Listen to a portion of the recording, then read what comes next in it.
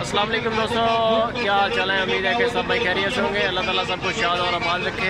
आज बरोज़ बुध लुटन मंडी आए हैं, ये चेक कर सकते हैं माशाल्लाह व्यू है लुटन मंडी का सारा। बहुत रश है, बहुत ज़्यादा रश है।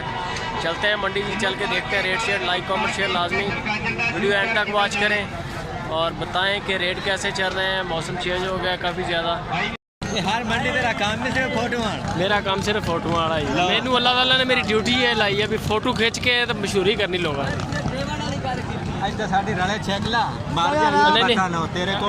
बंदा साइड से कर दे, एक मिनट बन रही है। की मोल कर रहे हैं नंबर शंबर दे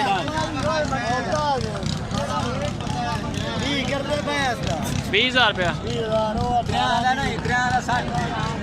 18,000 दी ਤੇ ਉਹ ਜਿਹੜੀ ਅੱਗੇ ਖੜੀ ਆ ਉਹ 14 ਦੀ। ਪੈਸੇ ਯਾਰ ਜ਼ਿਆਦਾ ਮੰਗਦੇ ਪਏ ਨਹੀਂ ਅੱਗੋਂ ਮੰਗਿਆਈ ਹੈ ਜੀ, ਅਸੀਂ ਕੀ ਕਰੀਏ।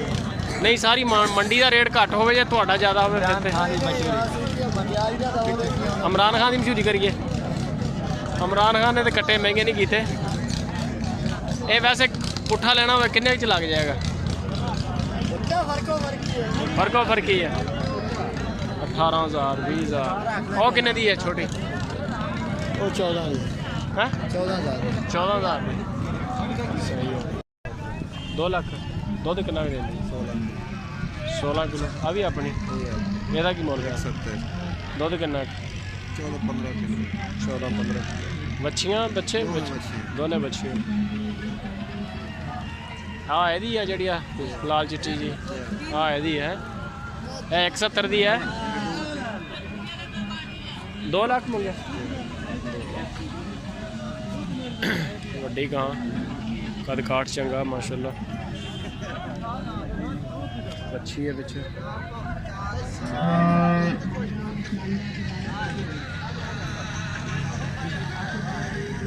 आ गया जी पूरी फोटो।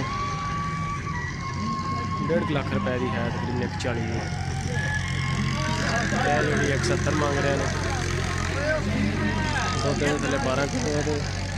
ये भी 1,20,30,000 खरी है। यंग की मोल कर रहे झोटी का? 60,000 एक ही है।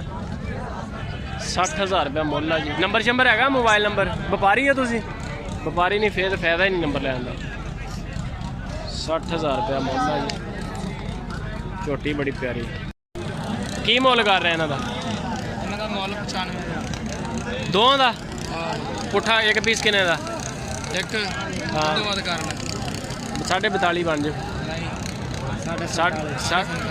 95 मंगया। ਹਾਂ 47,500 47.5 बनना। अच्छा फिर ठीक, थोड़ा हिसाब ज़्यादा टाइट। नंबर शंबर हैगा? ਹਾਂਜੀ नंबर बोल मोबाइल नंबर। 0303 045 59 59 26 2 जनवर आ। ਨਹੀਂ ਹੋਰ ਹੀ ਖੜੇ ਨਹੀਂ उधर होर भी है।